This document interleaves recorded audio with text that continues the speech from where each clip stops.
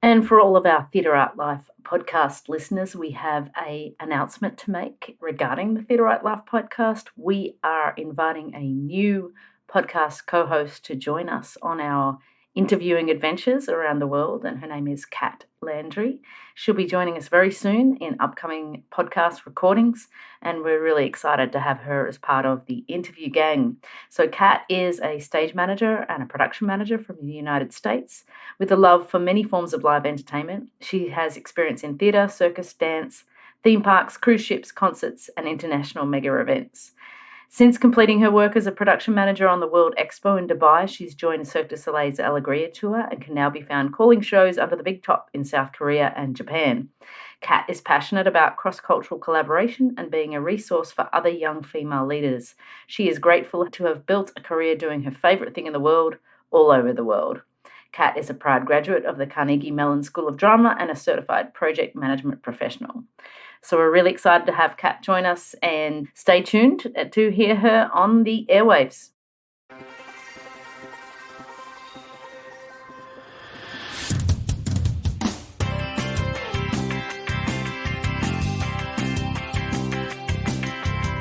don't know, I feel really lucky that I have the network that I have, that people like working with me. Like, I try to be fun. I try to not make things suck.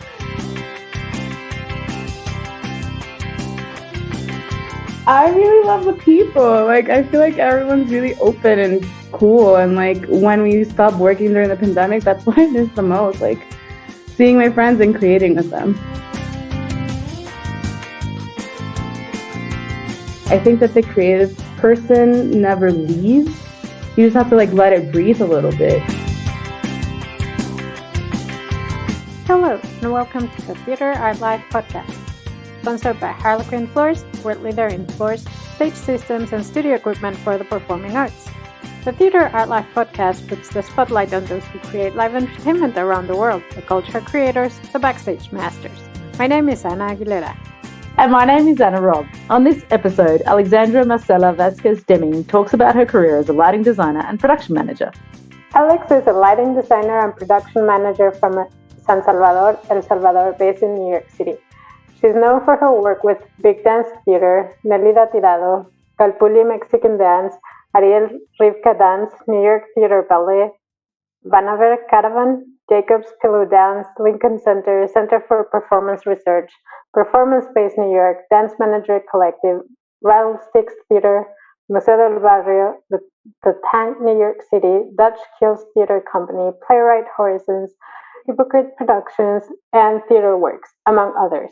Her multidisciplinary work has been seen around the United States, Spain, Museo Guggenheim Bilbao, and France in the Cannes Film Festival. Alex holds a BFA in Production Design from the Museo of Art and Design, SCAD, and participated in the 2020-2021 Wingspace Theatrical Design Mentorship.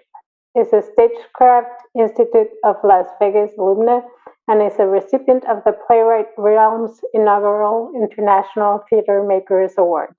She was a featured designer in the San Diego Reps Latinx New Play Festival 2020. Hello, welcome. That was a lot. Pretty impressive. Yeah. Thanks. Some of those names and awards for real. In general. I try. Well, congratulations. That's a very impressive resume and bio. So, where does this journey start with? How did you get into like? Actually, before we start, the combination of a lighting designer and a production manager is an unusual combo. Actually, like generally somebody goes straight into one or the other, not both. So, tell us a little bit how you got into the industry and then why you do both. Into the industry is like a windy, long path, so I'll try to keep it short. But I started dancing when I was 4. So I danced from when I was 4. So when I was essentially 19, like that's how long I stayed in El Salvador, in like tap, jazz, whatever, all the things. And then I also painted, but like I didn't really want to study art just because, again, growing up in El Salvador, like a developing nation, it's kind of instilled in you that like you need to do a real job or like make a difference at least. So I was a little scared of that. And I really just saw all these things as hobbies that I love to do. And I was going to study law in France and become an environmental lawyer. That was the plan. But then like 2 weeks before going to France, I clicked on this thing on the website, like at the university's website saying, have you made the right choice? And I clicked it and I started reading. It was like all the things you were supposed to like to become a lawyer. And at first I was like, oh, I'd like to read, blah, blah, sure. And then it just started becoming no's. And then I just got really scared. And I was like, what am I doing? So then I think my parents were like away on business. I called my mom and I was like, I'm not going to France. And she's like, what are you talking about? I'm like, I can't do it. I can't become a lawyer. I don't think I want to do this. And she's like, well, what do you want to do? I'm like, I don't know. I need some time to figure it out. And because she wasn't in the country, I was like, well, what's she going to do right now, right? So I probably hung up and just didn't go. So I took a year off. And in that year, I kind of danced almost full time. Like I was taking language classes, but then in the evenings, I was either teaching dance or taking dance classes. But then, so we had like this big show in December or whatever. And it was also I had these kids that I was also teaching like visual arts. But I got into a bad car accident. That's a long story short. And I couldn't perform. And so I was, like, what am I doing now? Like I spent so much time on this. I still don't really know what I'm doing. But I just went to the theater anyway, just to be there. And for the first time, I really noticed like everything that happened backstage. And it's not like in the States or like every other like big countries where it's super, super elaborate, but the energy's still there. Like there's also obviously a stage manager, lighting's obviously still happening, that sort of thing, just like in a slower scale. And I just really like that feeling of like being there and like the energy. So I applied to SCAD, which had like a pretty broad program, which is why I picked it. It was like, it's so broad that there must be something there for me. And so I started with like scenic design. I realized I wasn't very good at it. So then I moved on to costumes, which I enjoyed more, but it's also way underpaid. And around the same time, I also found lighting, but I had left lighting for last because I was scared of electricity. But then I finally took lighting, and like my first class, I had like this light lab assignment. It was like cue to a song. And I just remember feeling like, wow, like this is like choreographing like this is just incredible. And I feel really drawn to it. And then I just kind of went with it. And now here I am. But the lighting and production management thing, it's actually not that uncommon in dance, which was my first job out of college. Out of college, I went to Jacob's Pillow Dance Festival as an intern first, and then moved to the city. Didn't really have a plan. Like I bought a bus ticket and crashed at my friend's place. And then I remember everywhere I was applying, like no one was answering, because you write these really awkward emails when you're out of college. Like, hello, it's very formal. No one wants to see you. But then I got this phone call. I think it was like my 7th day. I got really lucky. My 7th day in the city, I got this phone call from New York Theatre Ballet. They're like, hey, we've heard about you. We're looking for a lighting designer. Can you come in tomorrow for an interview? And so I borrowed like my friend who I was staying, like her nice bag, because I didn't have anything packed. I was going to a summer internship. Like printed my resume in a FedEx. I don't know. And she was like, well, like someone from the Pillow recommended you. They said they don't know your work, but that like you're lovely to work with or whatever. So do you want this job? And so I got my first design job. Actually, that's a lie. I got my first production management job. And then she said, also, do you know anyone who does lighting? And I said, well, that's actually what I mainly do. And she said, can I pay you more and you be both? And I had just moved to the city. So I said, absolutely, yes. So that's how I got into doing both. And that was 2 years of my life. Yeah. That's crazy. That's a cool story. Yeah. I love that you just decided on like right after doing a little survey that you weren't going to do law. Yeah, it was a big decision. Lucky you did though, right? Like lucky you didn't actually get there and then really decide you didn't like it. I mean, things happen for a reason sometimes. So that would have been a bigger move. Yeah, exactly. So in terms of lighting design, and especially for dance, for those who are not really understanding the process of how you design your lighting design works, tell us what your process is for working with a dance group in terms of lighting design. How does that? Where do you start? actually, the process changes depending on how much time we have. Like if I can come to rehearsal, that's the ideal, because then I'm in the process and I can see like where ideas are coming from and I can start building from there. So that's the ideal. But a lot of times there's no time, there's no money or whatever. So I, have with the choreographer, we stay in touch.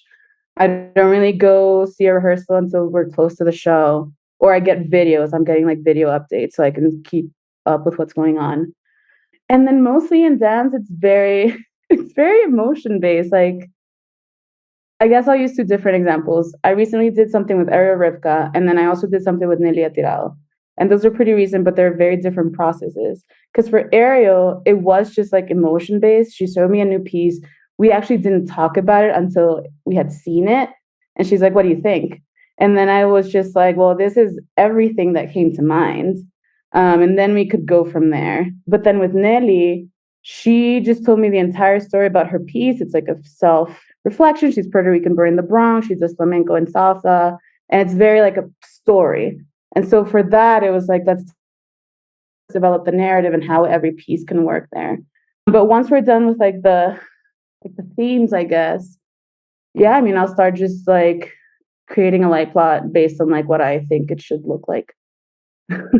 And then with dance, I let myself be a little freer in terms of like, if it's a theater piece, I have very specific things that I'm looking to create.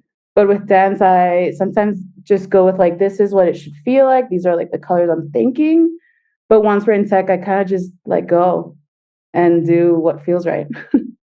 That's very interesting because I find that for dance, lighting is very, very, very important. And I wonder how much that your background fits into this conversation you have with the choreography and then your design. Yeah, I mean, it's pretty much inseparable, I think, because that is such a part of me. Like the rhythm, the language, I have the language because I dance, so I can really speak about like even the specific steps or like what this gesture means, like in very like, I don't know, bodily terms. And then in a sense of rhythm, I think that's why I allow myself to like let go a little bit, because I think that I have an innate sense of rhythm where it's been developed enough that things just feel right, if that makes sense. Or like I can like the pace or like even the breathing, like it's like, okay, like that movement needs to finish, but that doesn't mean like the action is cut. It means like the movement needs to breathe and finish. And then like maybe that's when we change into the next thing. So it's just a sense of timing. Yeah. I kind of want to do a survey of how many lighting designers were former dancers, because there's probably you and maybe 80%.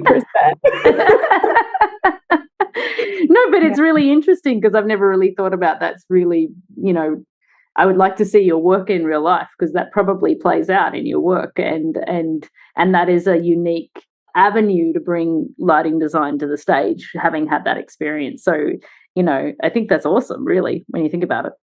I think it's like the same things I like about dance are like the things I like about lighting. Like it's ethereal and it's like it happens and then it doesn't happen ever again. And it's like the pictures don't really do justice to what people have experienced in the room. Of course, yeah. And then it's just so fleeting, like it's gone. And you just have to learn to let go, because like the video will never look the same. So it's like this happened and now it's gone. And I love that and hate that. Do you find like, because you speak as a dancer, but also I think as Latino women, I not only think of, and you said it, I don't think of ballet and like the sense of rhythm and how our bodies feel through the music of the Latin rhythms. It's completely different to when I ask a percussionist to play, some drums or whatever in a more square. Like I relate more to music than dance, but I feel it with music and musicians that when you're asking a trumpet player or a drummer that it's not Latino to play a Latin rhythm, it's just like literally, yes, speaking a different language. It's so hard to convey the information. So I don't know. That must bring some flavor to your designs as well. I think so. But actually that's funny because I told you like my first job was ballet. And I mean I danced ballet for so many years, but I don't think I really understood the music until I realized like syncopation is like what we're like essentially born within, like with. And then you just have to like completely flip it, like the ones and the threes. Like I really have to just think about that. But then once I worked with them for so long, it was like, okay, now I can have both languages. But my nature 100% goes towards like drums and like just like way more fluid stuff.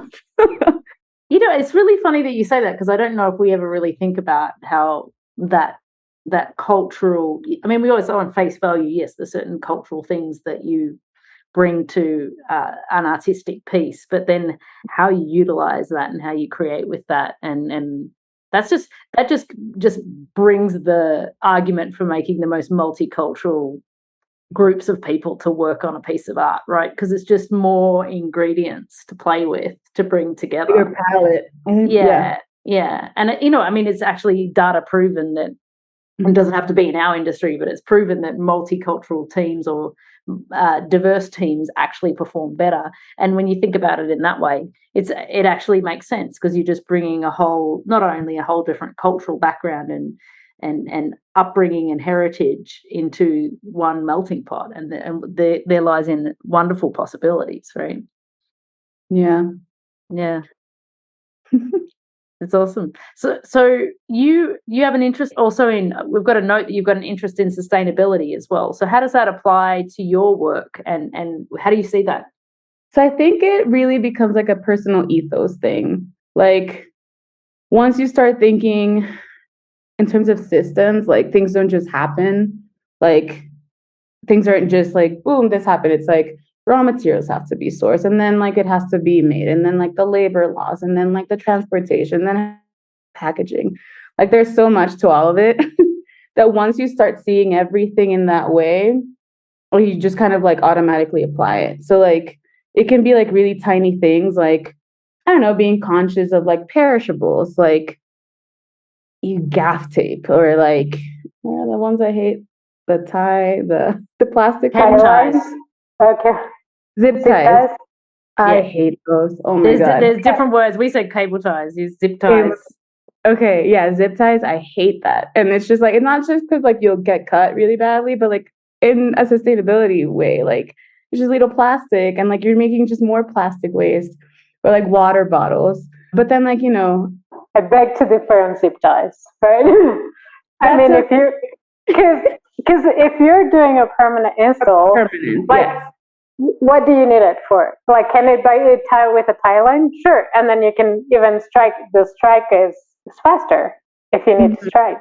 But if it's going to stay. Yeah. Yeah, if it's permanent, sure. Yes, we can argue that it's not single use. there's still zip ties if you want to go that route, which I love, but they're very expensive. Anyhow. Go on. You were saying that consumables and things that get wasted. So yeah, and then like electricity. Like I remember, or actually back to perishables. I remember I was in college. It was maybe my second year, and I was talking with a TD something about like the lamps, and he's like, "Well, we buy the cheap ones because you guys need to learn to change a lamp anyway." And it's like, come on, like, that's not an excuse to be buying. Not really the point, but okay. But I think it's actually easier to make a bit more of a difference in production management than in lighting for this. Because then you can really be thinking about like shipping and like your materials and like where you're sourcing things from. And I think that's something I do like about production management, like having more of an influence in that way. Yeah, I mean, we had a podcast earlier today with a person who is a severe, a very dedicated advocate for sustainability in the theatre industry. And I think, it's good to hear that you're also, it's becoming at the forefront of people's minds. And the more people that can be thinking about it, awareness is one, but then the next step is to actually try and implement ways to be more efficient and a bit more mindful. I mean, we all live in this world. We all see what's happening to it. So we can't have our work, we can't have our opinions on that and then our work be separate, right? Like it has to, at some point we have to become responsible. Yeah, and that's the whole thing about like an ethos. Like this is like how you, or how one would try to live their whole lives, like not be separate. Like my good friend, he's a scenic designer, and he got annoyed when the theater said that if he could turn the foam, like he had designed something in foam, and they were like, "Oh, we're really trying. Can you use something that's not foam?" And he was like, "I know this is bad, but I'm just annoyed." And it's like, yes, you can be annoyed, but like understand that it's obviously bigger than you. Yeah. That's cool that it's coming up in conversations though. Like go ask the designer to use a different material. Yeah. Mm-hmm. Yeah. It is really good. And, as Anna and I have done this podcast for a couple of years, it's only really been recently that people have started to sort of incorporate that into their conversation. I think, Anna, don't you think? Like it wasn't part of our early conversations. And I think it's just becoming more and more important. We have to keep talking about it and putting it out on the podcast so people remember they've got to start thinking sustainability. So what are you working on right now, Alex? Is there something you're particularly in the middle of? No, I'm taking a big break. Yeah, because like I mentioned earlier, like from March to July, I think I had a week off, and that's the week I got COVID. So I'm just trying to take a break, and then I'll start over in the fall. There's a festival I'm going to be doing in the Bronx, which I'm kind of excited about. It's like a week-long thing, and it's like salsa. I haven't gotten too into it yet, but I've somehow started ending up in like this like Caribbean Latin thing, and I'm kind of enjoying it. Like it's nice to speak Spanish at work. It's also really nice rhythm in music. Yeah. Yeah. And this whole year, actually, for the first time, really, I was involved with a lot of Latin companies like Calpulli, with Nélida. At Hostos, it's like a new university I've been started working in. There's like a lot of like a Latin population. So that's been really cool. And now a moment for our sponsor. The Theatre Art Life podcast is proud to be sponsored by Harlequin. Harlequin is the world leader in floors, stage systems, and studio equipment for the performing arts. Established in the UK over 40 years ago, Harlequin is the preferred performance floor for the world's most prestigious dance and performing arts companies, theatres, and schools, from the Royal Opera House to the Bolshoi Theatre, the New York City Ballet to the Royal New Zealand Ballet. Harlequin's experience and reputation are founded on the development, manufacture, and supply of a range of high-quality sprung and vinyl floors specifically designed for dance and the performing arts. Backed by an engineering team and independent research, Harlequin also designs, builds, and refurbishes stages, working with stage engineers and theatre consultants in leading venues across the world. Harlequin is the global leader in its field with offices in Europe, the Americas, and Asia Pacific. Find out more at harlequinfloors.com, HARLEQUIN floors.com. How is it that you get work? Like, what's the hustle on how you? I mean, have you got a network? Are people approaching you? Do you have to reach out? Like, how do you make yourself sustainable in this industry and get regular work? Yeah, I think that by now I am lucky enough that most people reach out. The first couple of years were probably the hardest, where it was like, just constantly being on like every website, and like I'm not good at networking, so I don't really do that. Like I don't know how to I don't know how to talk to someone with like an end goal, really. I can make a relationship, but like I don't know how to be like, yeah, I do this and I'm really good and please hire me. Like I can't. I would hide in a room. And I have. I love it. So yeah, I mean, by now it's just, I don't know, I feel really lucky that I have the network that I have, that people like working with me. Like I try to be fun. I try to not make things suck. Yeah, like my goal is for everyone to have a really good time, and then that we can also create good work. And it seems to be working. So that's pretty cool. Like, do you relate more to any specific either lighting or production, or is there like you're saying that you want lighting was your core, but you like the impact you can do with production? Lighting is definitely my main thing. Like this is what I love. Like this is what I really feel like is the thing that I'm. Yeah, creatively. And I really only take production management jobs. Like, first of all, it has to be dance because it's very different, dance and theater, what the production manager does. I like the touring aspect of all that. So that comes way more in dance than in theater. And then I have to be just like really attached to the project. Because otherwise I don't like scheduling things, you know? Like I just have to really believe in it and like have a deep connection with like the director or the choreographer or whatever. Because then it's just like a part of like building it. The bigger goal, yeah. Yeah. What's your lighting desk of choice? Oh, anything EOS. Okay. Yeah. Sorry, go ahead, Anna. Have you done production management for theatre though, like as well, but you've leaned more towards the dance stuff, right? Yeah, I have done it for theater, but like for smaller things, and maybe that's why I don't like it. Like, because then it just feels like you're like fighting the budget and fighting the time, and like where are we getting the labor from? And I don't know. It just feels like, or like a really weird interview I had once for theater, for production management. They asked me like, can you tell us like a time when a designer went too far and you were successful at reeling them in?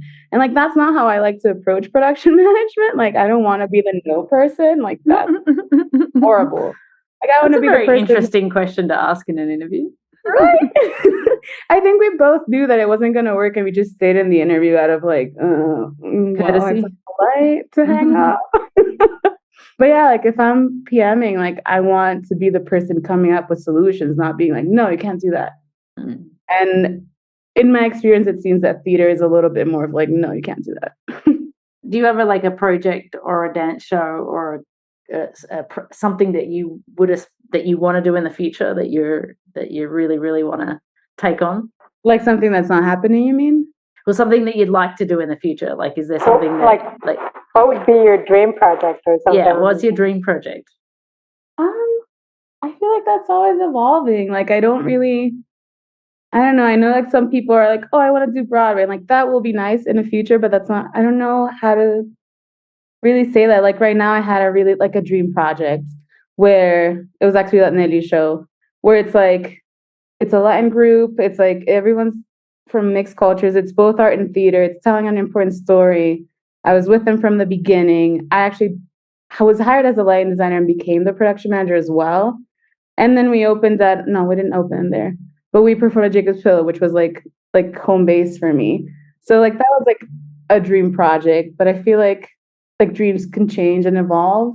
So I feel like I'll have a dream project, I don't know, in a month, and then I think that's okay, because people used to ask me that same question too, and I always used to I always like the very next project, right? You got to find your enjoyment in each step, and not necessarily. I mean, it's good to have goals, but it's like it's better to stay present in the projects that you get given and see where it takes you, because I think sometimes that you think your career is going in that direction, and then it can take so many twists and turns. It's not linear, right? When we take these projects, so.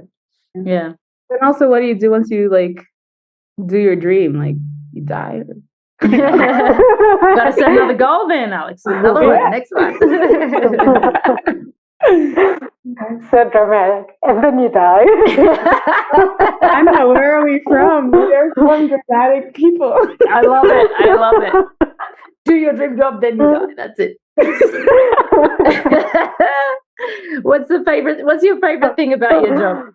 Tell us what, if you could, can you sum it up in one comment? I really love the people. Like I feel like everyone's really open and cool. And like when we stopped working during the pandemic, that's what I miss the most. Like seeing my friends and creating with them. Really, truly.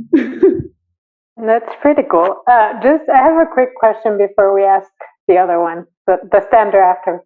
Do you see yourself working or going back to El Salvador to work on projects? And how would you like to interact with the culture in El Salvador? So I have two answers. Here's the college application essay you write. Like, I would like to learn all this to bring it back to my country. That's how you get into college. But I feel like at this point, like I live in New York, and like I'm so lucky that I'm able to sustain a career in New York. And I kind of want to see it through.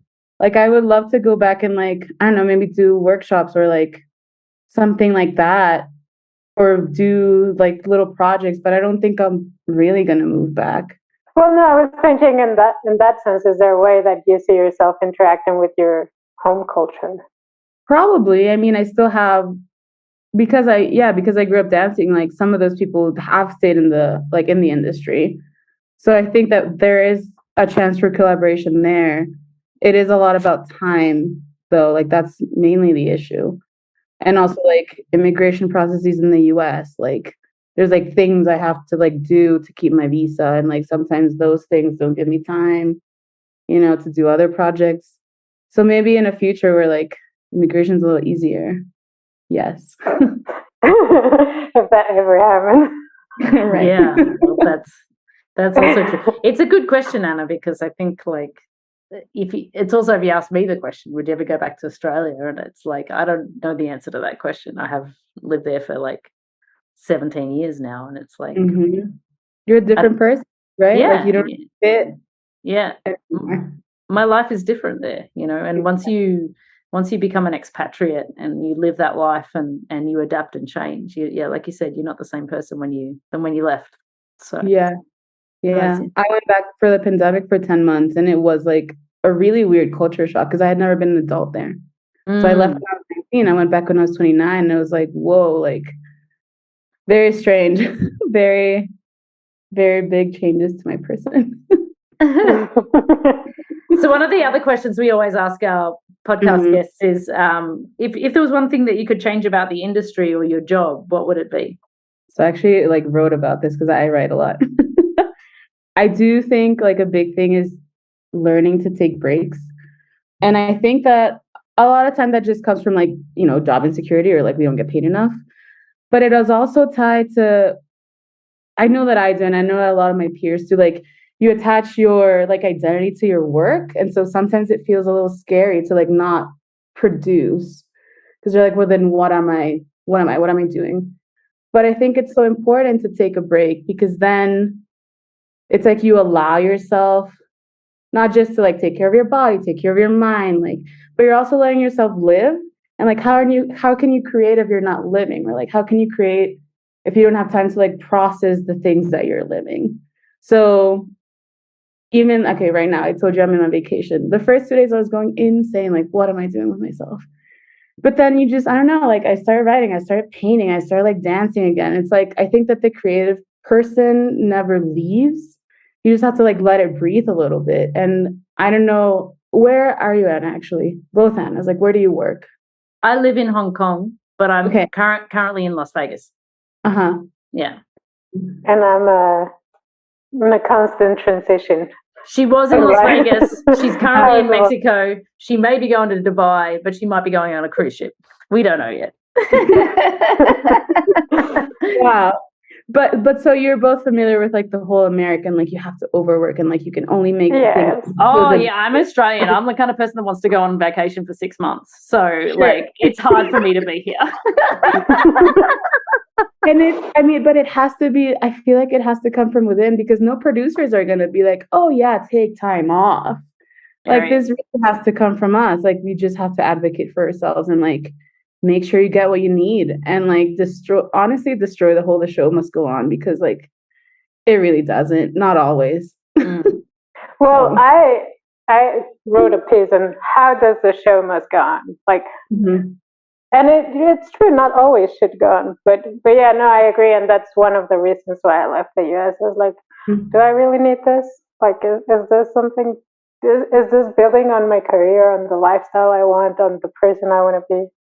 Yeah, but I think your point is not only from just a balance and a mental health perspective, but it's so true, Alex, that creativity stems from idleness in a sense, right? Like you've got to let yourself step away from the doing and be the being, and then in that being opens up the way you can look at the world and the way you see things, and it feeds you. And actually most of the big creatives, and they can because they can probably afford to, do take big gaps between projects to be fed and inspired before they come back into the thing. If we could all have that luxury, that'd be perfect, right? But we got to pay the bills. But it's really important to I know that I always try to, like, if I'm taking a break, you got to switch off and really let all that work, because my work never ends. So, or anybody's work never ends really. So you've really just got to put it in the closet and then come back to it later. You have to. You have to. Yeah. That's amazing. Well, thank you so much for joining us today, Alex. It's been really a pleasure to talk to you. I love your honesty and your openness, and I'm honest. It's awesome. That's a good vibe. Yeah, it's a good vibe. We love that. We love that. I think people will enjoy this podcast. I hope so too. Theater at Life is a global media site for entertainment. Memberships start at only $38 per year. You can have unlimited access to our daily published articles, including entertainment news and the writings of active industry professionals, ensuring that you are always up to date on the global happenings in the world of entertainment. Become a part of the international entertainment community and join us now at www.theaterartlife.com.